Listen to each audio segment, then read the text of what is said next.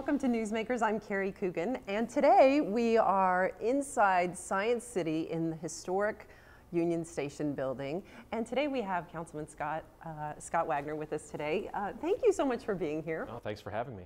Well, there's a lot going on. I'm sure there's a lot of topics we could get to, but there's a couple I want to focus on. The first one is the Kansas City Grocery Store Task Force. Yes. It sounds like the Justice League. Well, it kind of is. We're here for apple pie and, yeah, that's the right. American way and all of that. So what is this and why is it important? Well, you know, in Kansas City, both in Kansas City, Missouri and Kansas City, Kansas, there are a number of people who live in food deserts. And by that I mean that they are within at least a half a mile away from actually being somewhere that can sell them fresh food. In these areas of food deserts, you have high levels of obesity, you have high levels of hypertension, metabolic diseases, primarily because it is so difficult to find fresh food. And so the objective of the task force is to really identify how we can get past that. And it's a group made up of a number of different agencies as well as grocery store operators. You're really trying to identify what do you have to do to build a full-service grocery store in these food deserts. Where are they? I mean, can you give me a general idea of some of the locations that you're describing? Sure. I mean, the east side of Kansas City, for example, is a large area that would be considered a food desert.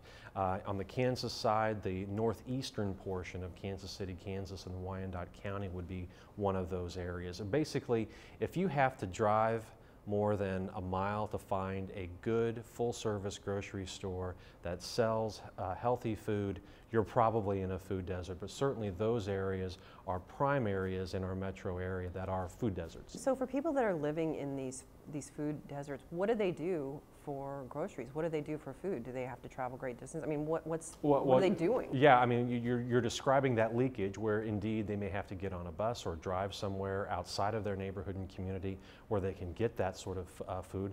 Many times, unfortunately, they end up going to the convenience store down the street, which many times, you know, instead of bananas and apples, you're finding candy and pretzels. And not to say there's anything wrong with those things, but if you want a healthy diet, you are left with very limited options at that point. So I know a task force, you don't like to be assigned any kind of timeline or, you know, you're just sort of analyzing, but what do you hope to accomplish and when? When could we see a store actually go up? Right. How are you looking at doing this? Well, for the last 2 years, the task force has met to come up with really recommendations on how you can finance such an operation. What we passed in the Kansas City Council here in January was a resolution that directed our city manager to work with a number of agencies like the IFF, LISC, and other governments and jurisdictions to figure out a financing model that would allow us to deal with some of the costs associated with building in these food deserts. They can be anything from acquiring the land. It could be anything like the soft costs of training people who can, you know, live in the neighborhood, who want to work in the neighborhood, and you know, work in a place like that. Not everybody has those skills, so some of those soft costs are things that have to be dealt with as well. So now we know what we need to do.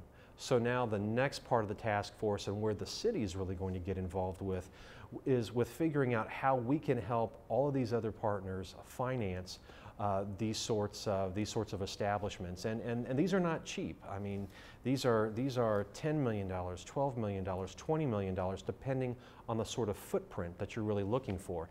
But it is time well spent because we have a lot of needs, and so now we're going to actually get into how you actually make it all happen. Well, good luck. Thank you. And thank you so much for being here today, Councilman. We really appreciate it. My pleasure. And that's all the time we have today for Newsmakers, but we'll see you back here next time.